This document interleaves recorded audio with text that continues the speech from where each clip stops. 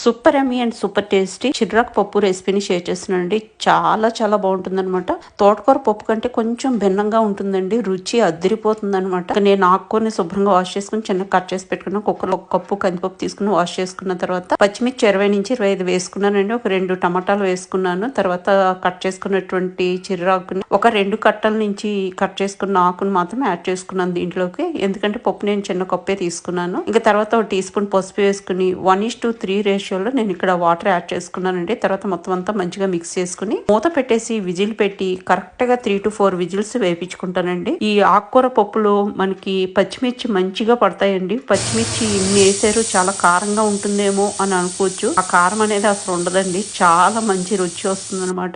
ఇంకా cooker whistles వచ్చింది, చల్లారిపోయింది. ఆ పప్పుని మెదిపి పెట్టేసుకుందాం. ఈ లోపు తాలింపు కోసం మినపప్పు, ఆవాలు, జీలకర్ర, వెల్లుల్లి రుబ్బులు కచ్చా దంచుకుని వేసుకున్న ఎండుమిర్చి, కరివేపాకు ఒక టేబుల్ స్పూన్ ఆయిల్లో వేసుకుని చక్కగా ఫ్రై అయిన తర్వాత టీ స్పూన్ పసుపు, టీ స్పూన్ కారం, మెదిపి పెట్టుకున్నటువంటి పప్పు చిర్రాకు మిశ్రమం, ఒక లెమన్ సైజ్ చింతపండు నానబెట్టి పెట్టుకుంటామండి. దాని నుంచి తీసినటువంటి జ్యూస్ యాడ్ చేసేసుకుంటున్నాము. అదే విధంగా ఇంట్లో రుచికి సరిపడా సాల్ట్ కూడా వేసేసుకొని మొత్తం అంతా మంచిగా మిక్స్ చేసేసుకుని 5 నుంచి 8 నిమిషాల పాటు బాయిల్ లో వనిస్తామండి. చక్కగా మసులుతున్నప్పుడు మనం దీంట్లో ఇంకా దించుతామనగా ఒక టీ స్పూన్ నెయ్యి వేసుకుని మొత్తం అంతా మిక్స్ చేసేసుకుని దించేసుకుంటే సరిపోతుందండి. ఎంత యమ్మీగా ఉంటుందో, ఎంత రుచిగా ఉంటుందో చెప్పలేను. చాలా చాలా టేస్టీగా ఉంటుంది అనమాట. ఈ చిర్రాకుని మనం పొయ్యి తోటకూర అని కూడా అంటాం. ఇక్కడ నేను డిష్ అవుట్ చేస్తానండి. ఇంకా దీని కాంబినేషన్ లో ఫ్రై గానీ, వడియాలు గానీ, గుమ్మడికాయ వడియాలు గానీ భలే టేస్టీగా ఉంటాయి. డెఫినెట్ గా ట్రై చేసి చూడండి ఫ్రెండ్స్.